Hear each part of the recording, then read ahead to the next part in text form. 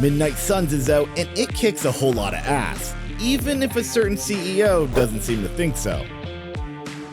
Well, that was a load of shit. If you're anything like me, you will consume anything Venom related, even if anything Venom related shouldn't necessarily be consumed. Crunchy on the outside, gooey on the inside. Today, we're going over the Redemption DLC that's focused on Eddie Brock and his living costume. Let's get into it.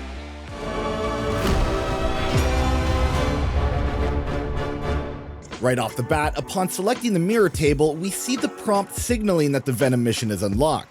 It all begins with rumors circulating around New York that a slime monster has been spotted in the New York sewer system, and Peter is certain it's Venom.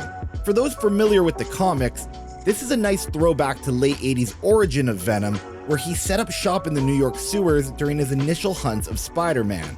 Peter is concerned with Eddie and wants to check on him, unsure of his mental state after being a slave to Lilith. So, off to the sewers we go.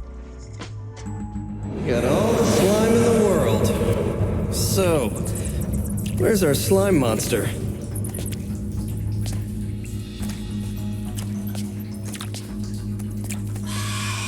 Vampire. Vampires. Maybe it's the Downtown Express? Sounds like a lair. Upon entering, we're met with some vampires, and that's with a Y, not an I. But he's quickly taken care of by the man of the hour, Venom. Although something is a little different with him.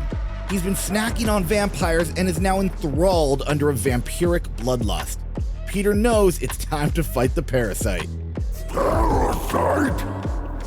And after a quick battle, Where's Eddie? With me.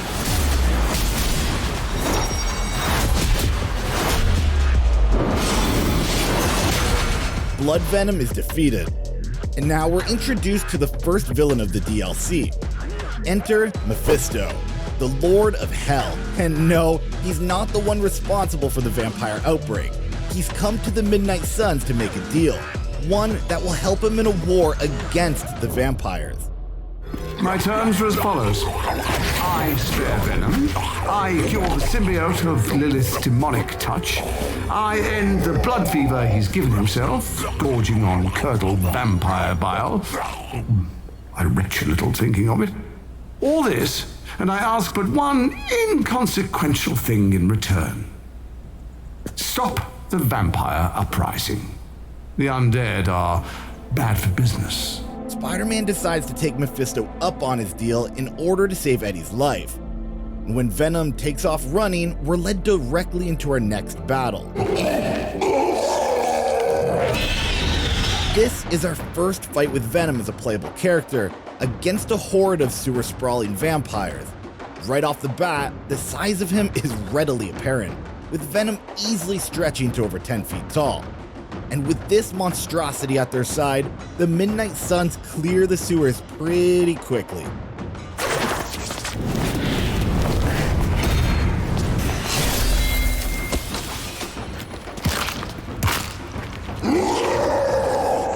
After the battle, Venom takes off to momentarily transform back to his human counterpart and introducing us to our first look at Eddie Brock himself.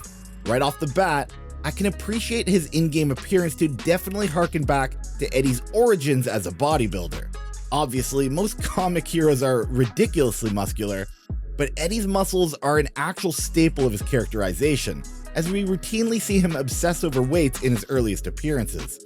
Appreciating Spider-Man's willingness to help him overcome the influence of Lilith, Eddie decides to partner up with the Midnight Suns and put his dealings with Spider-Man on the back burner.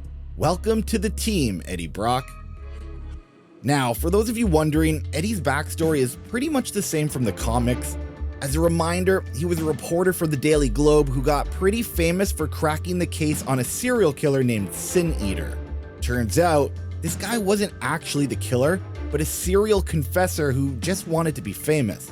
The real killer was caught by Spider-Man, unceremoniously ending Eddie's career, causing his divorce, and basically starting the wildfire between the two. After a quick check-in with Eddie, it seems the story is still pretty much the same, in case you were wondering. I guess you could say I had a tough childhood. Always wished I'd had a strong friend who could save me from the monsters in my life. So I became a monster. To save those too small to fight for themselves. Yeah, they might be afraid of me, but I'll keep them safe. Upon getting Venom, we're initially given 4 pairs of cards.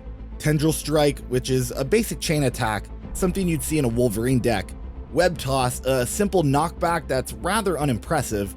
Symbiotic Senses, which allows you to draw a card and at the same time keep your Ravenous up, which we will talk about in a second.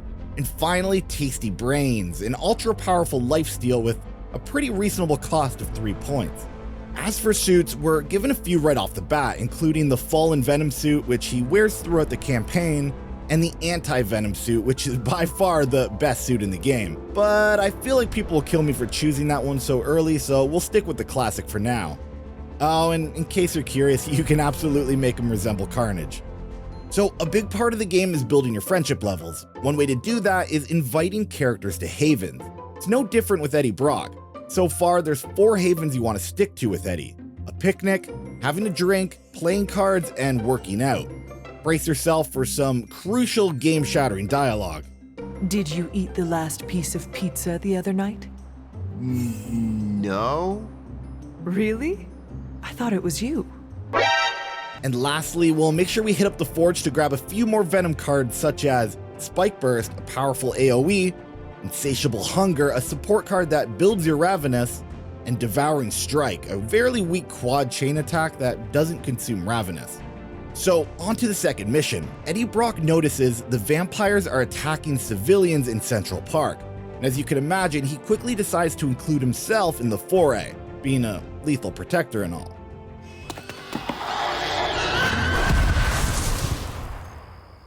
You're welcome. Cute couple. Using Venom in battle is pretty simple. He has a passive called Ravenous, which gives him 3 stacks upon the initiation of battle. As long as this is active, his offensive attacks will be increased by a certain percentage.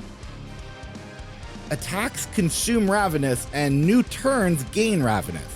You want to use this to your advantage to ensure your attacks on the toughest enemies do the highest amount of damage. Anyways, after a quick battle with the vampires,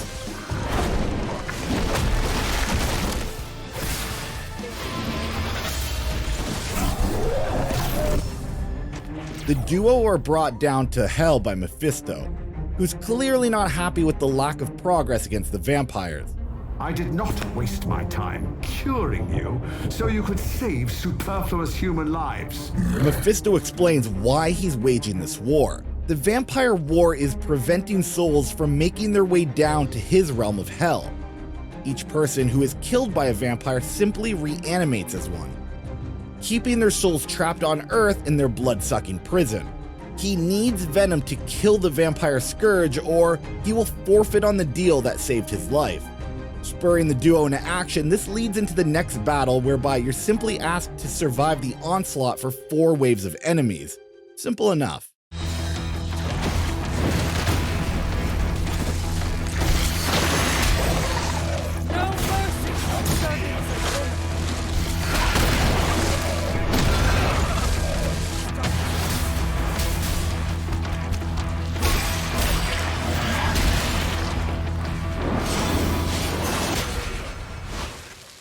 One of the perks of having Eddie on the roster now is the War Room schematic for the Whisper Web, made available after completing 3 missions with Venom. Although it doesn't change the game mechanics too much, it allows for you to modify your missions at the cost of your resources. For example, the Whisper Web gives me the option to decrease the difficulty of this mission for a cost, whereas on a completely different mission, I can select a different required hero to add to my party. Now, the Whisper Web can be used to tackle missions at a higher difficulty for a small cost, but the game itself doesn't really challenge you too much once your friendship levels have gotten fairly high anyways. So, although it's productive that Firaxis is trying to dynamically breathe new life into the DLC, ultimately it just doesn't add too much to the overall experience. And with Venom's Null-inspired suit purchased, We head over to the final story mission. It begins when a worried Peter Parker approaches Hunter to let her know that Eddie has disappeared, likely continuing the wild goose chase spurred on by Mephisto. But magic chimes in to let them know where Eddie disappeared to. He needed a portal to the Our Lady of Saints church, same one where Venom and Eddie first met. Taking off, Peter and Hunter decide to track him down to make sure he's safe. As expected, they find the lethal protector in the church where Eddie has been busy repenting for his past sins as a slave under the influence of Lilith. He's completely unsure of how to fix the problems he's caused as Venom. The scene continues to paint Eddie Brock as the remorseful victim fated to a life of regret. You know me. I screw everything up. Maybe I deserve this curse. My Aunt May says the easiest way to let the darkness win is to do nothing. Yeah, well, I don't have an Aunt May. All I get is this. Whole lot of watching someone else get to be the good guy. Must be nice. But the convo is cut off as Spider-Man's senses go haywire, just in time for the vampires to show up. Fine. Let's do this. And after a quick battle within the church, This one's for you. the trio reach some catacombs residing beneath the church. Catacombs filled with a vampire infestation, and likely the location Mephisto wanted them to find.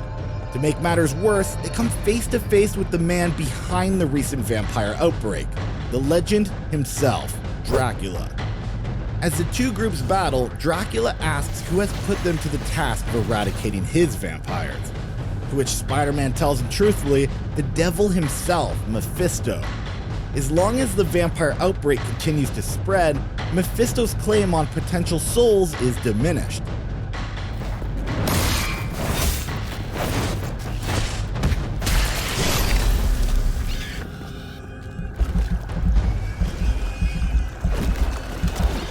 As the hunter distracts Dracula, Spider-Man notices all the vampire eggs about to hatch. If they do so, it would cause an outbreak so large all of New York would be devastated.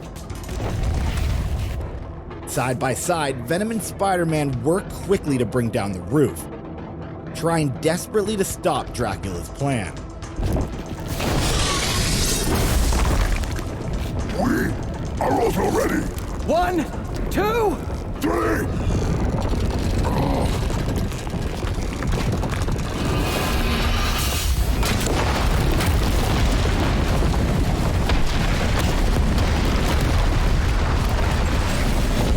Realizing that he can't stop the Midnight Suns in his current shape, Dracula flees the scene, but not before swearing his revenge against the team. But luckily, Mephisto appears and congratulates the team on their successful offensive strike against Dracula's army.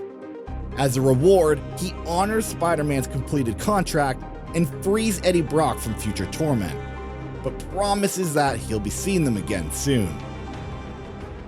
And that brings us to the end of the Redemption DLC. With Dracula's army momentarily stopped, and with Mephisto off Eddie Brock's back, the Midnight Suns can rest easy knowing they saved New York and accumulated a valuable new team member to the cause. Eddie Brock has lived a tough life as Venom, achieving what he can to make up for his murderous past. But he has finally found a new purpose with the Midnight Suns, a new place to call home. Let's hope he stays ready for Mephisto's eventual return.